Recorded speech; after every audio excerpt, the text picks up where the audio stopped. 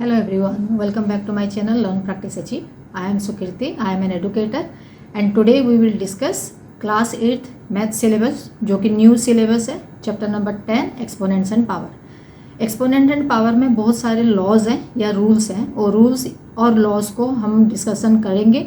उसके साथ साथ एक्सरसाइज के जो क्वेश्चंस हैं उसमें उसको हम कैसे अप्लाई कर सकते हैं वो आज हम यहाँ पे डिस्कस करेंगे। तो शुरू करें, देन करते हैं question number 2। Simplify and express the result in power notation with positive exponents. Power notation मतलब क्या है? जो भी आंसर आएगा उसको कंप्लीट आंसर निकालना नहीं है, जैसे कि हम क्वेश्चन नंबर 1 में करे थे।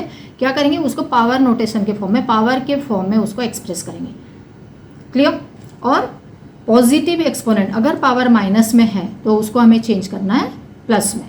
Clear? So the first question is -4 to the power 5 divided by -4 to the power 8। यहाँ पे आप देखो ये दोनों -4 और -4 जो है इसको हम क्या बोलते हैं? बेस। ठीक है, दोनों बेस यहाँ पे इक्वल है लेकिन दोनों का जो पावर है पावर डिफरेंट है। ठीक है, फर्स्ट चीज़ ये देखना है हमें क्वेश्चन में। सेकंड में देखना है इन दोनों के बीच में जो साइन यूज हुआ है वो डिवीजन का साइन यूज हुआ है। तो again there is one more rule for this question और एक्सपोनेंट का और एक रूल हम यहाँ पे यूज करेंगे। That rule is a to the power m divided by a to the power n is equal to a to the power m minus n। इसका मतलब क्या है? अगर बेस दोनों का सेम है, पावर अलग अलग है और बीच में अगर डिवीजन साइन यूज हुआ है तो दोनों का पावर क्या हो जाएगा? माइनस हो जाएगा। क्लियर? तो अभी सेम जो रूल है ये रूल को हम इस क्वेश्चन में अप्लाई करेंगे। ठीक है, अप्लाई करने के बाद क्या हो जाएगा? क्योंकि दोनों का बेस इक्वल था तो एक कॉमन बेस a आ गया जो कि -4 है और दोनों का पावर था 5 और 8, दोनों माइनस हो जाएंगे। So 5 - 8 is equal to -3, so -4 to the power -3 हो गया। ठीक है, लेकिन हमें आंसर किस में देना है? पॉजिटिव एक्सपोनेंट में। तो क्योंकि यहाँ पे पावर माइनस में है तो हमें क्या करना पड़ेगा? इसको रेसिप्रोकल करेंगे। अगर रेसिप्रोकल करते हैं तो the answer will change into positive. Answer किस में चेंज हो जाएगा? पॉजिटिव में। ठीक है, और हमें पावर का वैल्यू और निकालना नहीं है, पावर को उसी फॉर्म में ही छोड़ना है। ठीक है, so a to the power -m is equal to 1/a to the power m है। तो माइनस पावर है तो हम अभी क्या करेंगे? माइनस पावर को इस फॉर्म में चेंज कर देंगे।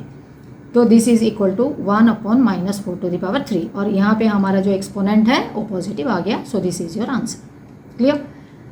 नेक्स्ट पार्ट है 1/2 to the power 3 to the power 2।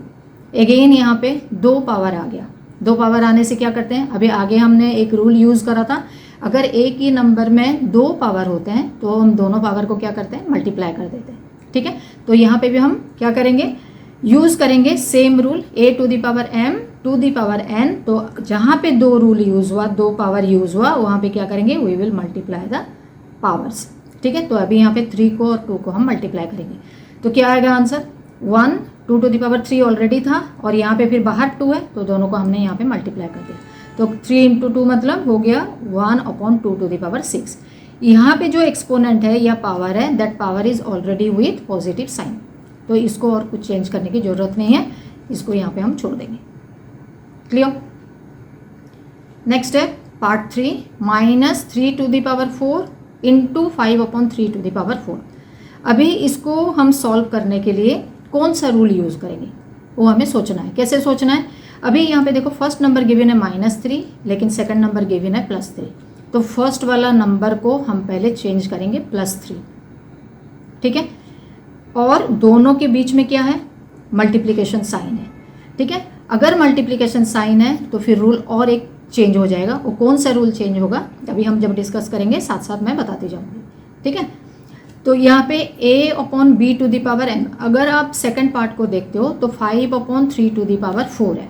तो सबसे पहले हम क्या करेंगे? जो डबल नंबर है, जो फ्रैक्शनल नंबर है, उसको पहले हम चेंज करेंगे इस फॉर्म में।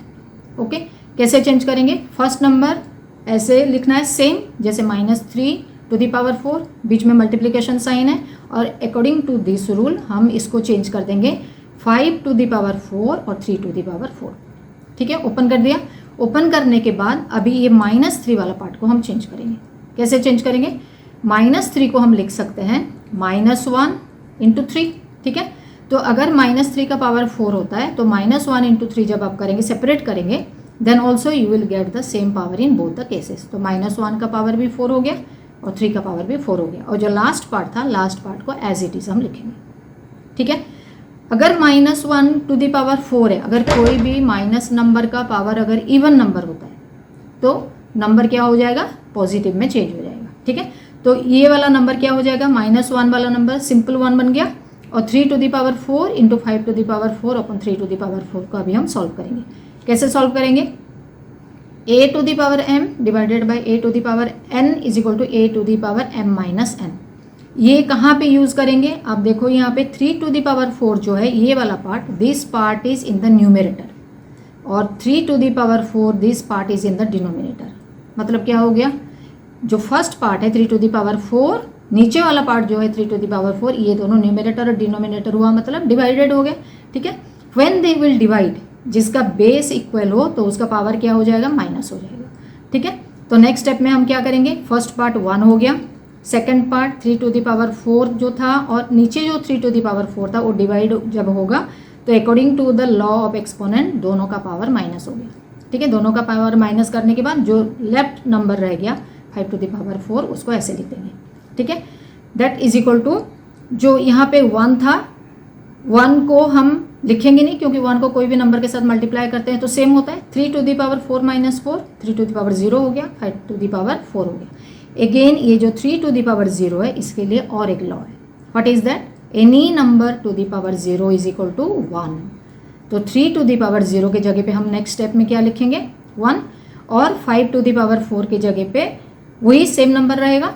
ठीक है, so your answer is 5 to the power 4, क्योंकि हमें यहाँ पे क्या यूज़ करना है, लॉ ऑफ एक्सपोनेंट यूज़ करना है with positive power. Clear. Fourth part of question number 2, question given है 3 to the power -7 divided by 3 to the power -10 into 3 to the power -5। ठीक है, इसका जो वैल्यू हम निकालेंगे, वैल्यू निकालने के बाद लास्ट में जो आंसर हम फाइंड आउट करेंगे वो पॉजिटिव एक्सपोनेंट के साथ उसको एक्सप्रेस करेंगे। ठीक है, यहाँ पे कई जगह पे नेगेटिव दिया हुआ है सारा पावर, इसको हमें पॉजिटिव में चेंज करना है। तो यहाँ पे अगर आप देखोगे क्वेश्चन, तो 3 to the power -7 divided by 3 to the power -10, और बीच में जो डिवीजन साइन दिया हुआ है इसके लिए एक्सपोनेंट का एक रूल है। ठीक है, कौन सा रूल यूज़ करेंगे, a to the power a to the power m divided by a to the power n is equal to a to the power m minus n। तो ये रूल हम ये फर्स्ट पार्ट के लिए use करेंगे पहले। ठीक है, तो यूज़ करते हैं 3 टू द पावर -7, क्योंकि दूसरा वाला जो पार्ट है वो भी माइनस है तो इन बिटवीन माइनस साइन लगाएंगे, फिर -10 इंटू 3 टू द पावर -5। ठीक है, ये फर्स्ट पार्ट को जब आप सॉल्व करोगे, यहाँ पे आप माइनस और माइनस देख रहे हो तो माइनस इंटू माइनस प्लस हो जाएगा। तो नेक्स्ट स्टेप में हम क्या लिखेंगे उसको, 3 to the power -7 plus 10 into 3 to the power -5। ये दोनों का भी सॉल्व करोगे तो आ जाएगा 3 to the power 3 into 3 to the power -5। अभी ये दोनों पार्ट को आप देखो, दोनों पार्ट के बीच में यूज़ हुआ है मल्टीप्लिकेशन साइन। ठीक है, मल्टीप्लिकेशन के लिए और एक रूल है, अगर बेस इक्वल है और दोनों के बीच में मल्टीप्लिकेशन साइन है तो कौन सा एक्सपोनेंट का रूल हम यूज़ करेंगे, a to the power m into a to the power n is equal to a to the power m plus n।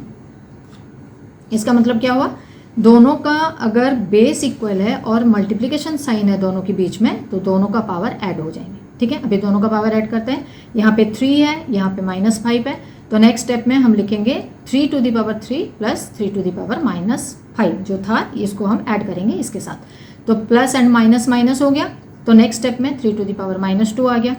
Again this is given with minus power और minus exponent. ठीक है, अगर minus होगा तो उसको जब हम plus में चेंज करेंगे क्या करेंगे, रेसिप्रोकल में चेंज कर देंगे। ठीक है, सो 3 टू द पावर -2 को जब रेसिप्रोकल कर देंगे तो क्या हो जाएगा 1/3 टू द पावर 2, जिसमें कि हम यूज़ करेंगे ये वाला रूल। 3 टू द पावर -2 है तो यहाँ पे a to the power -m है, तो a to the power -m को हम एक्सप्रेस करेंगे 1/m, जहाँ पे कि जो पावर है वो प्लस में चेंज हो जाएगा।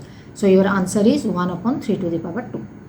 ठीक है, नेक्स्ट पार्ट है 2 to the power -3 into -7 to the power -3। यहाँ पे क्वेश्चन थोड़ा डिफरेंट है। क्या डिफरेंट है, यहाँ पे बेस 2 है तो यहाँ पे बेस -7 है। ठीक है, तो यहाँ पे अभी इसको सॉल्व कैसे करेंगे, सॉल्व करने के लिए और एक रूल हमें यूज़ करना पड़ेगा जो कि बाकी रूल से थोड़ा डिफरेंट है। क्या डिफरेंट है, अभी दोनों नंबर को जब आप देखोगे तो यहाँ पे देखो दोनों का पावर जो है पावर सेम है लेकिन बेस अलग है। ठीक है, तो अगर ऐसा दिया हुआ हो तो इस जगह पे हम क्या करेंगे, अगर पावर सेम है लेकिन बेस अलग है तो हम क्या करते हैं, दोनों बेस को मल्टीप्लाई करके पावर को हम वन टाइम ले लेते हैं। तो उसके लिए जो रूल यूज़ होता है वो है a to the power m, मतलब जो पावर a में है वही पावर b में भी है। तो अगर ऐसा कोई नंबर हो, टू डिफरेंट नंबर हो लेकिन उसका पावर अगर इक्वल हो तो हम क्या करेंगे, दोनों नंबर को मल्टीप्लाई करके पावर को वन टाइम हम ले लेते हैं। ठीक है, तो यहाँ पे ये दोनों नंबर को मल्टीप्लाई करेंगे 2 और -7 को। सो नेक्स्ट स्टेप में हम लिखेंगे 2 into -7 whole to the power -3। तो 2 इंटू -7 इज इक्वल टू -14 हो गया to the power -3। Again power -3 आ गया यहाँ पे। अगर पावर -3 आता है तो जो थर्ड वाला हमने यहाँ पे रूल यूज़ किया था, ये वाला, तो ये रूल को हम यूज़ करेंगे यहाँ पे। ठीक है, सो -14 टू द पावर -3 को हम कैसे लिखेंगे, 1 upon -14 to the power 3। So this is your answer. Clear? Okay students, आज जो क्वेश्चंस हमने डिस्कस किया हुआ है वो आपको जरूर समझ में आ गया होगा। फिर भी अगर उसमें कोई डाउट है तो आप कमेंट बॉक्स में ज़रूर लिख सकते हैं। इसके अलावा जो बुक के क्वेश्चंस हैं उसके बाद भी हम एक्स्ट्रा क्वेश्चंस प्रैक्टिस करेंगे, MCQ भी करेंगे और जितने भी इंपॉर्टेंट क्वेश्चन हैं वो भी हम डिस्कस करेंगे। तो to get more of all this type of videos, subscribe my channel. Also don't forget to watch out all my new upcoming videos. Till then, bye bye.